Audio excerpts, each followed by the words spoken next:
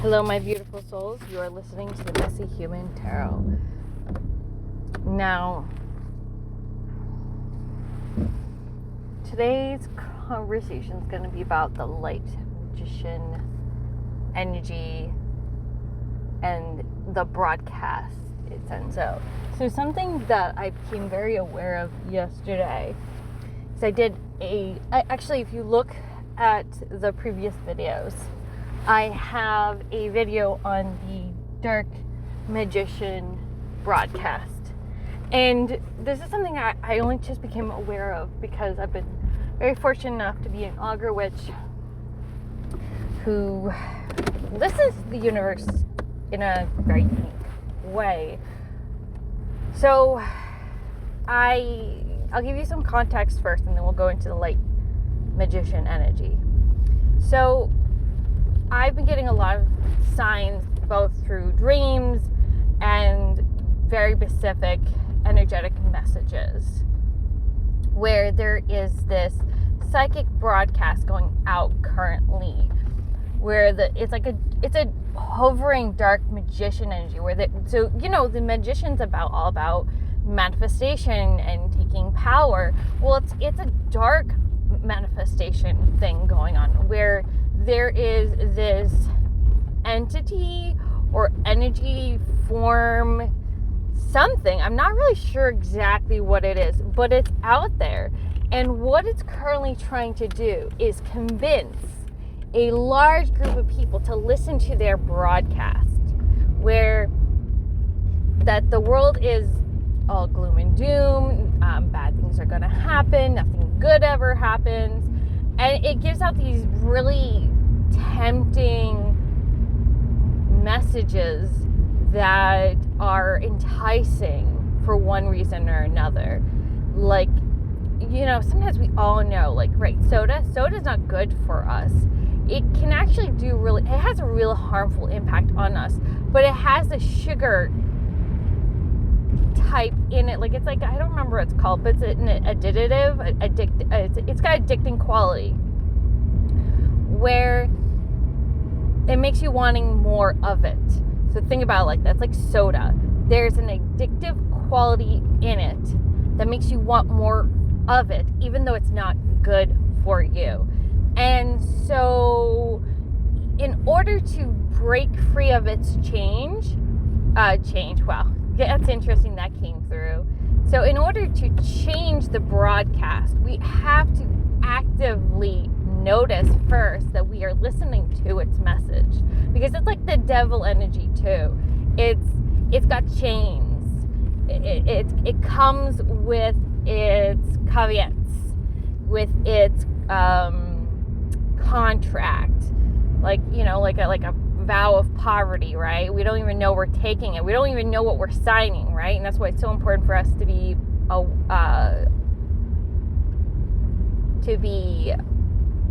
educated consumers. For instance, if you sign a contract for leasing anything, you have to be aware of what the conditions are, because there's some sneaky wording in some of these contracts. And so if you're not an educated consumer and you're listening to this broadcast, basically you're saying, well, I sign away to this broadcast to give up my free will to it, that I will believe what it's telling me, and I will change my behaviors according to this broadcast to have an impact on the global world, or in my community, or on my child. And it's very harmful. It's not just harmful for you, it's harmful for everyone else.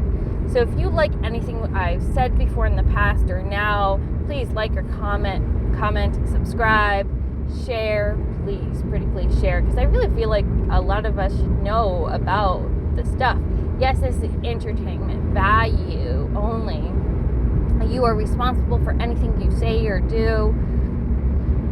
I'm not a replacement for good therapeutic services, not a replacement for medical, legal, or financial advisors. I can't do that. You can be the only one who does the work. what I can do is shed a light. I can bring a light to these kind of topics. I am a firm believer in a lot of this stuff. So everything I talk about, I'm a believer, even though I'm a science nerd at the same time, which makes me a really good hedge witch, honestly, because I'm a science nerd and a psychic witch and I'm a doula. It's just fascinating. It's like, what? Who am I? I am everything I desire.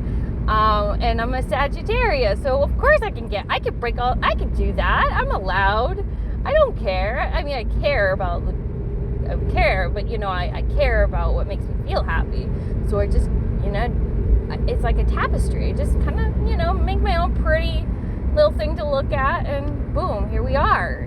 And I think that's why, as an auger witch, I tuned in so easily somehow to...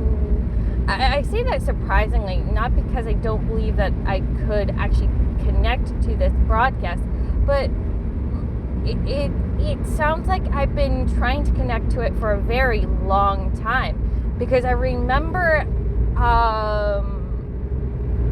in my early 20s, for whatever reason, this message came to me, because I used to be scared of the dark all the time. Even as an adult, it was a very strange fear to have, right? Because I always thought, well, bad things happen in the dark. And so this message came in when I was in my 20s. There is always light in the darkness. And if you give your eyes time to adjust, you do see light. You see shades of light, of darkness. And so I've been trying to connect to this broadcast for a very long time, and I finally became cognitive and aware of it.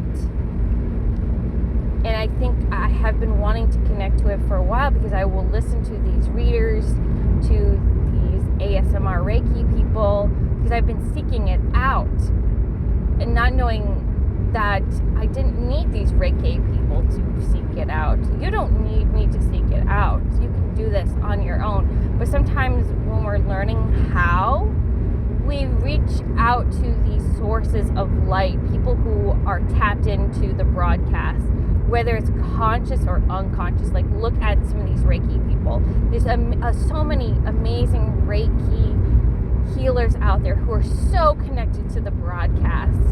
So it's okay if you need, in order to connect to this broadcast, if you do not know how to do it yourself, you can connect to these people. I used to listen to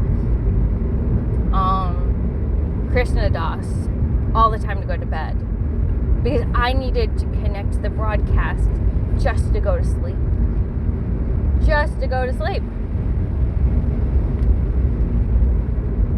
So try to cut yourself some slack, really, because it's like an angelic light, and it's always there and present and very aware of us. And so I feel it right now very much. So beautiful. That's why I was able to call it angelic, because I finally was able to give it a name. And I think the reason I wanted to call it the light magician energy was because I feel like it's trying to manifest itself into real time right now. And the more and more of us that are aware of this angelic presence, the more of us that tap into it, the more we can change our world for the better. I'll let you pause on that and kind of absorb that. So a lot of you are probably really curious, how do I tap into this? How did I do this? Well, it took me a couple of years to become conscious of it. And a lot of things I did on reflex, on following my intuitive guidance, on just trying to figure it out as I went. And in the beginning, I would tell myself these mantras all the time to kind of break free unconsciously of this dark entity broadcast. And I would tell myself things like, there's always light in the darkness. There's always hope. It's so important to have faith. And I do remember very vividly being really drawn to Loki, because he seemed like this outcast character trying to take care of a family as best as he could. be aware of things that you are very drawn to, the things that bring you comfort. Because for a reason, you know, and I'm grateful for Loki for providing me comfort, but for whatever weird reason, like the idea of Loki and Michael being the best of buds too, like they have a really, like I come up with all these stories in my head about Loki and Michael having a grand old time out there, being the best of friends. And that brought me a lot of comfort. Like I felt a lot, like when I think about them having fun, I'm like, I feel really good knowing they're out there taking care of me, working together. They're part of my team. They're having fun. They're being silly and goofy. They're laughing, and it makes me feel really good. So be aware of what makes you feel good. Even if you think it's like, oh, well, this is a silly story I'm telling myself. I'm like, no, actually, this angelic presence wants you to do that. They want you to embrace that part of you, and there's a good reason behind it, because maybe there's a good reason those energies are working together and they're in harmony together with you. And another way that I was able to, I used a lot of stones at one point, and I would connect energetically to stones. I would connect to other people who were connected to this broadcast, who would give me messages. And I would always switch it up, because sometimes for a reason, there would be periods of time where I needed to listen to stories nonstop. I was like really obsessed with Krishna Das or Abraham Hicks and other people who had similar stories, because I needed those stories. I need those. So you have a specific learning style for healing. And so become aware of that. If you mix things up all the time, follow that. Be aware of that, but also to practice here and there those old coping strategies, like connecting to stones, connecting to your self-care habits that, you know, in like, for instance, like when you're doing self-care on your body, tell yourself you're putting light into your body. I do that where I have in my bathroom, I have makeup products. I have this rose witch hazel tonic for my face that when I spray, I imagine that there's light entering my pores. And when I'm eating certain types of food, I imagine that it's surrounded by light, and when it enters my body, light enters my body. Does that make sense? For some of us, prayer work is going to be a source of light. And I've never really resonated too much with that. I only do prayer work when I'm really feeling desperate and really overwhelmed. And there's nothing wrong with that, because that's my last resort coping skill. But it works, right? It's like, oh shit, I gotta talk to God right now. Right now. He's always there for me when I'm having a meltdown. And laughing about the shit I do. That's so important. It's so important. But also, too, other things I do is like having compassion for other people as much as I possibly can, reminding myself, even when I don't feel like reminding myself, that people out there deserve compassion. Like, I would sometimes tell myself, like, when I don't want to do this, I was like, well, you should give people a chance because you want someone to give you a chance. And if you give someone else a chance, other people are going to give you a chance. So I think about this whole reciprocality thing out there, this energetic reciprocal thing that we are all doing and trying to do on a regular basis. And you know what I notice when I connect to this light presence? The way I talk shifts, extremely so. The way I can communicate to people is very more loving and kind and thoughtful. I'm more patient. I look at things from their perspective. I'm also too, it's not about being walked on. Of course it's not about being walked on. But it's also too, like, while I'm being assertive and brave and courageous, I'm doing it with love. Doing everything, almost everything with love.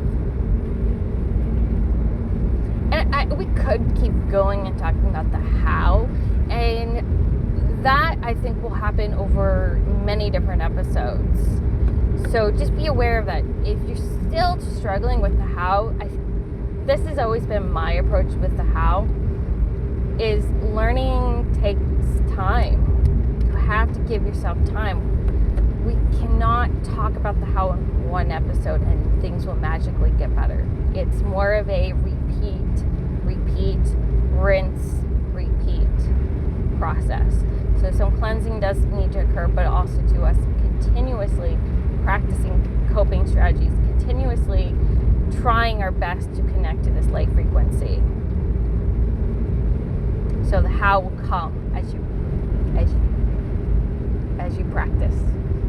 So that's part of the how. The part of the how is cutting yourself slack and trying and learning continuously. How. That's part of the how. Alright, so we are at the stage of the game where we did talk about the how, and we did talk about some of the dark entity broadcast, and we talked about like how it feels to be in the light energetic broadcast. It feels really good, right? And we talked about the how. So we've already, in a short period of time, talked about some really good, important essentials. So now this is the point where I feel the universe wants me to kind of tune in for a little while and see if there's any other messages for you. And then we're going to start wrapping up. Okay? So give me a moment to take a deep breath. Breathe. For whatever reason, the name Bob is coming forth. This might be confirmation for you. You have a friend. One of you has a friend that is driving you nuts. But you really do love them. You really do. And you really want to connect to them on an energetic wavelength. But they're telling me that's not really going to happen. It's not. And I know this hurts a lot for you because you really, really want them near you. And I'm not sure for some of you, and maybe not for all of you, the time for you letting go the past has arrived. Yeah, for some of you, it's time to let go of the past. I feel like that's the only message that's coming forth right now. So we do got to wrap up. So the way I like wrapping up is seeing if there's anything that needs to be further discussed. I don't feel that right now. So what I am going to do quickly is to kind of give you a sense of who I am. I'm Ruby Garnet. I sometimes forget to introduce myself. It's just, that's what I do. I'm like, oops, sorry about that. But basically, I am a medium, psychic, tarot reader. My approach to everything is I give you, it's like headlights. You need headlights to see in the dark. And so I try to direct your gaze to things and try my best to empower you. And I also do bring that forward in my doula work. I love working with families and children.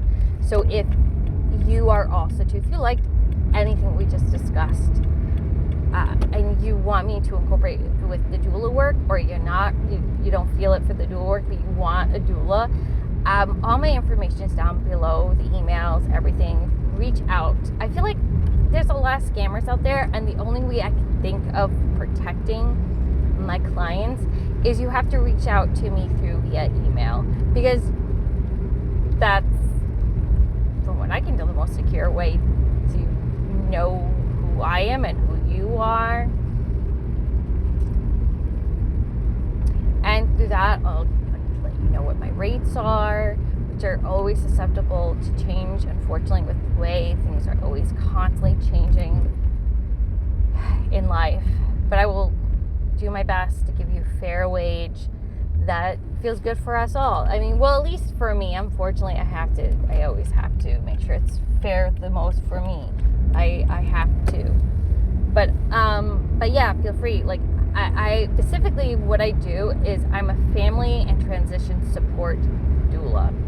What that is, in a nutshell, is an individual that streamlines parenting strategies, skills, education based on what your identified needs are and strengths.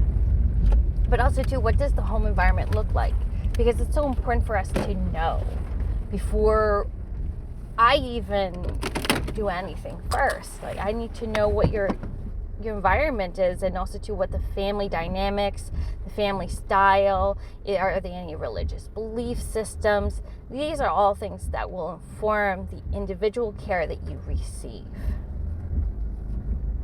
Because a 3-month-old is very different from a 6-month-old. A 6-month-old is very different from a child that's getting ready to potty learn. Very different.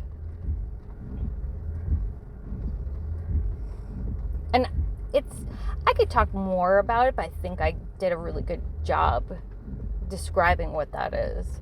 It's basically, there's many different types of transitions in a family and a child's life. There's many different goals and potential for growth. But that's where I'm going to leave you at, because I feel like there's nothing more to say. I had a pleasure speaking with you, and you are all very delightful. Thank you so much. May I meet, blessed be, amen, to your good health. Ta.